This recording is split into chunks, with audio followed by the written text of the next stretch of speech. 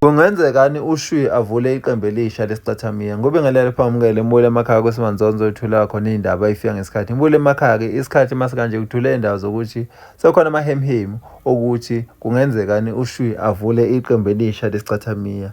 Uzokhumbula ngempela ukuthi eminyakeni endlule uShwi noMtekhala bonke babecula eqembini lesiqathamiya elibizwa ukuthi Ihlanganani.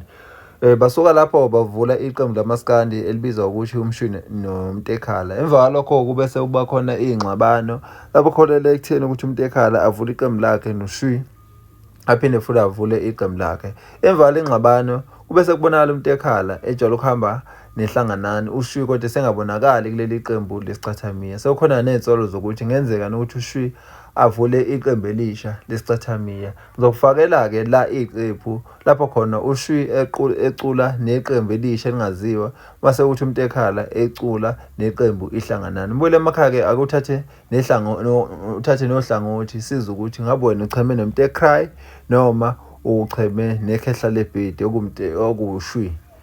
Ake hlangane comment section size uvo lakho. Siyabonga. Ngoba thina besinga uthi ngasijikela kanje, ngoba thina na okudala zabala kanzima. Kule minyaka engaka thina, siyazivuka sihluke thina, sishaya le ngoma yethu, kodwa namhlanje lena sesijikele bafowethu.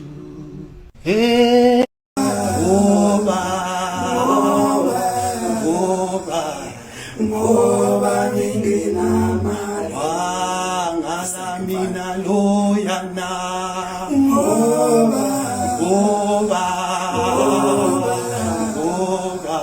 ngoba ngingenamali.